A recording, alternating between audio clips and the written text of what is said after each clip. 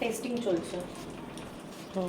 আজকে লাঞ্চ মেনুটা দেখে রিওর এতটাই অপছন্দ হয়েছে, মানে মুড অফ হয়েছে, অপছন্দ বলবো না, মুড অফ হয়েছে, যে সে বলেছে আমি লাঞ্চ ভিডিও করবো না।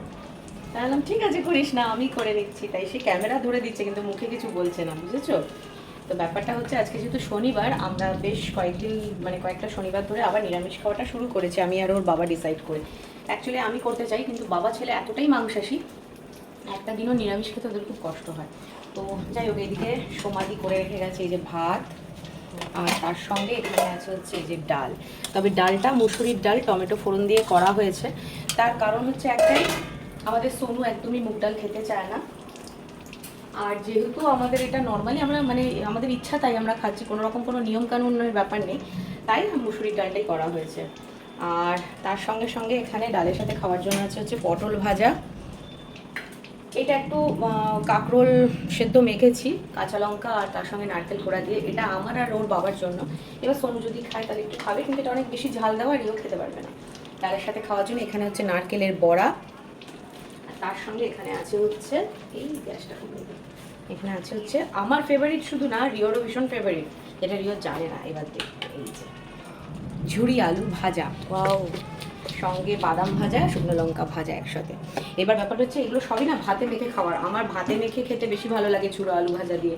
আর এই নারকেলের বড়াটা একটু তেল লঙ্কা দিয়ে অথবা ঘি দিয়ে ভাতে মেখে হেভি লাগে খেতে। তো সেটারই একটু নুনটা আমি একটা ভেজে দেখে নিচ্ছি ঠিক আছে কিনা, তাহলে আরও ভাজবো।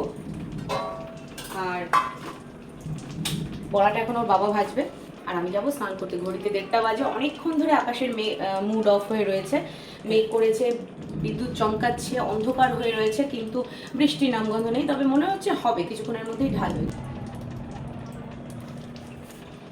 তো যাই হোক, যাই আমি স্নানটা করে আসি। তোমাদের আজকে নিরামিষের লাঞ্চের মেনুটা অবশ্যই জানিও। আমাদের এটা নিরামিষ হলেও, সিম্পল হলেও খুবই মানে পছন্দের একটা মেনু কিন্তু। তবে আমি এটাও জানি আমার মতো মানে 10 জনের মধ্যে 9.5 জনের বাড়িতে এরকম মাংসাশী একটা দুটো নমুনা আছে, যাদের নিরামিষ দেখলেই গায়ে জ্বর এসে যায়, মানে সেটা যাই হোক না কেন। এইদিকে দেখো মুখটা, দেখবে এই দেখো, এই দেখো মুখটা একেবারে মানে পুড়ে গেছে, এত সারাক্ষণ সুইমিং পুলের মধ্যে চুবে ছিল আর মুখটাকে ডুবিয়ে রেখেছিল, লিটারালি মুখটা শুধু কালো হয়নি, চামড়াটা পুড়ে গেছে। দেখো নাকের উপরটা, ইস, এই যে গালের সাইডগুলো দিয়েও দেখো।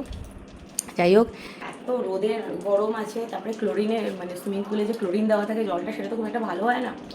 তার উপরে নোনা জল আছে, সমুদ্রে নোনা জল, সব কিছু মিলিয়ে আর সারাক্ষণ মুখটা এরকম ডুবিয়ে পড়ে থাকছে, বললেও শুনছে না। তার পেয়ে গেছে ফল। যাই হোক চলো টাটা, তোমাদের লাঞ্চের মেনু তো অবশ্যই কমেন্ট করে জানিও।